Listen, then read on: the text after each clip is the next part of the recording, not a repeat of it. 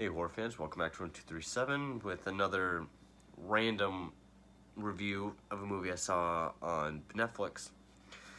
And this is a film that I heard about years ago and I've always wanted to see because I've heard people talk about it. But for years it was almost impossible to get. And it's a slasher film, and that is All the Boys, God damn it, All the Boys Love Mandy Lane. That would happen, wouldn't it? It's a 2006 film, but it wasn't released until 2013. And yeah, it is a slasher film. I would call it a Renaissance slasher, at least that's what I call them. Movies from the mid to late 2000s that are very clearly homages or tributes to the 70s and 80s slasher films, made by people who are fans of those films. Behind the Mask, The Rise of Leslie Vernon, Hatchet being a big example, Hills Run Red, as much as I hate to give the film credit, Gutter Balls, because I hated Gutter Balls, and this film. And it stars Amber Heard, who I know, Michael Welch, Whitney Able, and Anson Mount. And it follows this girl named Mandy Lane, who I'm guessing was a plain Jane outcast at her school. And then she blossomed one summer, became the hottest girl in school, and now all the boys are infatuated with her. And they see with her, I don't want to say prude, but just her unattainable nature, they see her as like the trophy girl to deflower. It was directed by Jonathan Levine, who also directed the Seth Rogen film 50-50. Warm Bodies, which I actually liked. Snatched, with I'm not watching because Amy Schumer's in it. But he did direct All the Boys Love Mandy Lane. And she's invited to this one party out of this farmhouse where everyone's killed off one by one. And, while it's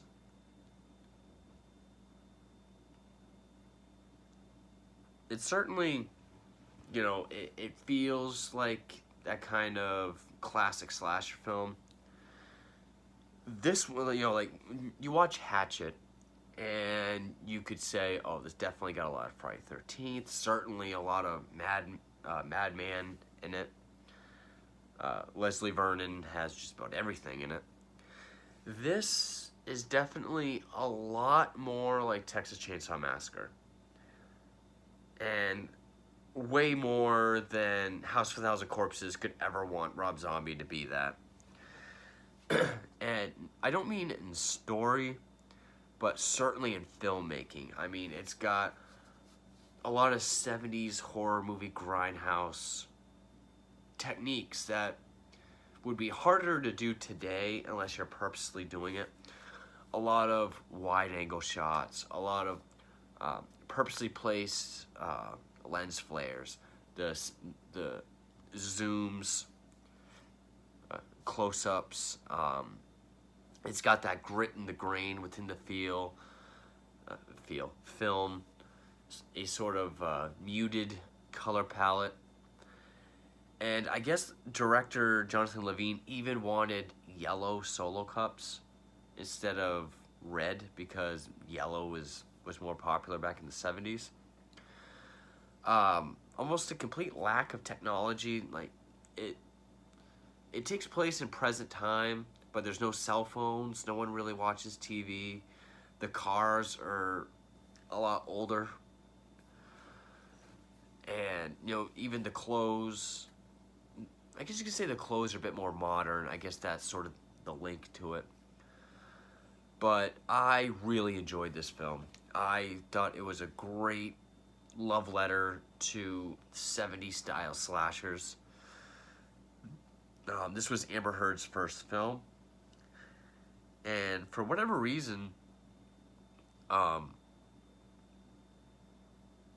you know, it whatever company owned the rights to this film before, it went under, and it was bought out. The rights were purchased by the Weinstein Company, and for whatever reason, the Weinstein just would not release this film, despite a lot of people talking about it. Like, you could really only find it at like bootlegs or at some sort of horror cons. Um,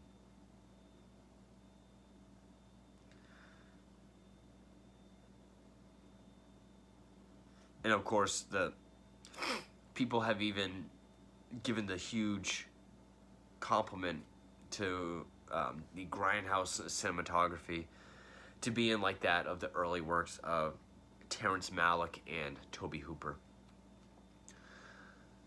So yeah, it takes place in Texas, and they're at first they're at this pool party.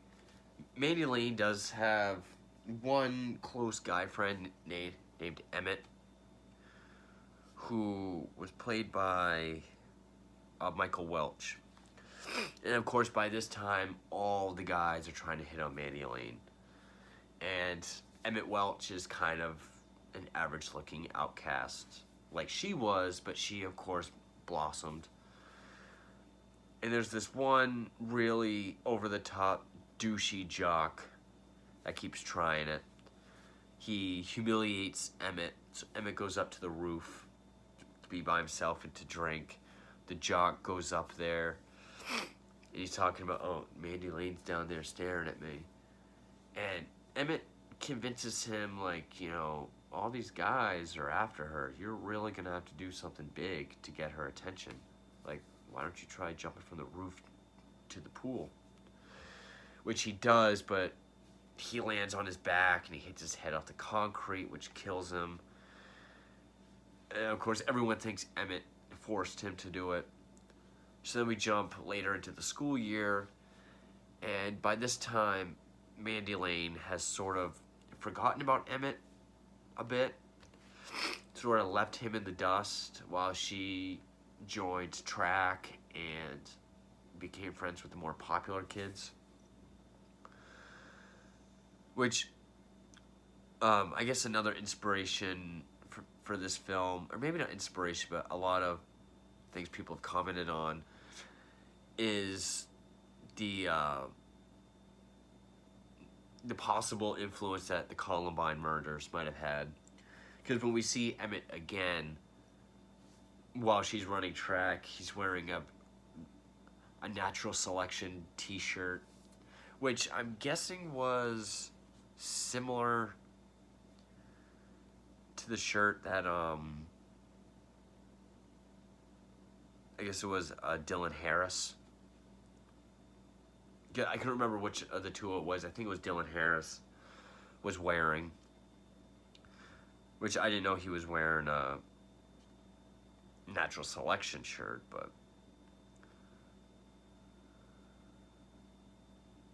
oh, excuse me, Dylan Klebold and Eric Harris. I knew someone named Dylan Harris, so that's like embedded in my mind. Eric Harris wore a shirt, I guess, similar to Natural Selection.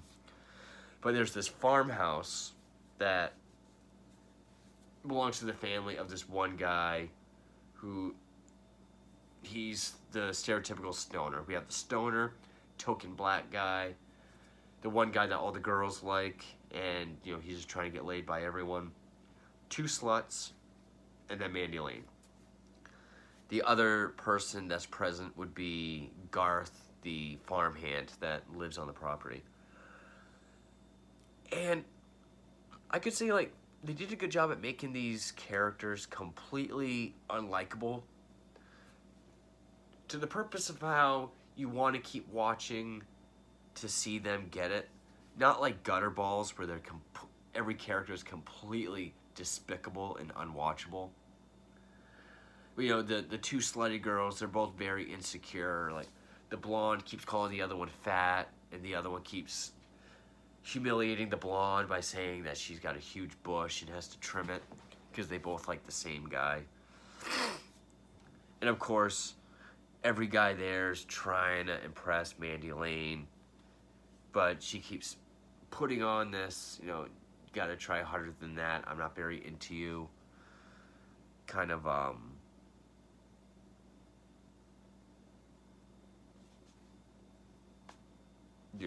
attitude. And you do get some good kills. A few of them are done with a shotgun, but the way it's not very bloody like Chainsaw Massacre.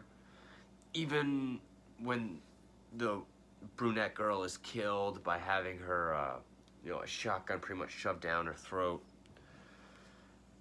it's not really that bloody, which I also liked. If a film isn't very gory, for me, it can make up for it with the style of filmmaking or with the style it's done. And while this movie did such a good job at emulating the 70s grindhouse look with its muted color palette, its wide angle shots, the grit and the grain on the film itself, and so this was finally officially released in 2013, and so I'm gonna say spoilers, but I highly recommend this movie, especially if you like films and it is on Netflix. If you like films that are meant to look like more classic films, or like throwbacks or homages, you can't really get better than this. I mean, Hatchet is fun and gory and everything, but this is kind of like the modern day Chainsaw Massacre, in my opinion. As far as how it's filmed, how it fits in with these newer Renaissance slashers, as I call them, I can't recommend it enough. We find out about halfway through that Emmett is the killer. We get the idea that Mandy sort of likes Garth, the farmhand, and they stay up all night drinking, smoking weed. At one point, they even do whippets out of a Cool Whip can. A few of them get killed that night, and then by the next day, that's when hell breaks loose. But the twist at the end is Mandy is a part of it. Because Emmett has this book that's supposed to be like a diary. We're supposed to get the idea that he's like the super ultra friend-zoned guy that created this manifesto about his love for Mandy, and he's doing it because he loved her the most, but he got left in the dust when she got popular. But you find out that Mandy was involved in it because almost as if she handpicked these specimens that had to go. Because Chloe is the blonde girl with the bush. And they embrace each other like they survived, but then she kills Chloe. And she embraces Emmett, and this diary that we see him looking at from time to time. He says, he filled it with a bunch of copycat stuff and this a manifesto, and I guess it was gonna be like their legacy, and then they were gonna do a suicide pact. But then he goes to kiss her, and that's when she realizes he's just like everyone else. She refuses to kill herself. Then she kills him. She makes it back to Garth, who's been wounded, but he's alive. And he didn't see the twist that just happened. So, he thanks her for saving him, so he's her alibi. Which I thought was kind of interesting because one of the defining thing of 70s and 80s slasher films was, you could say, it started with Chainsaw Massacre with the character Sally, and then same year with Black Christmas, and then personified with Jamie Lee Curtis and Adrienne King in Halloween and Friday the 13th, respectively, that there's always a final girl survivor who takes out the killer and is a virgin. Here, the final girl was instrumental in the murders itself.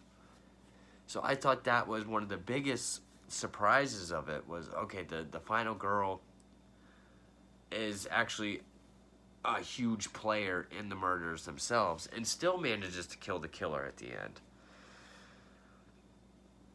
And, you know, I really do...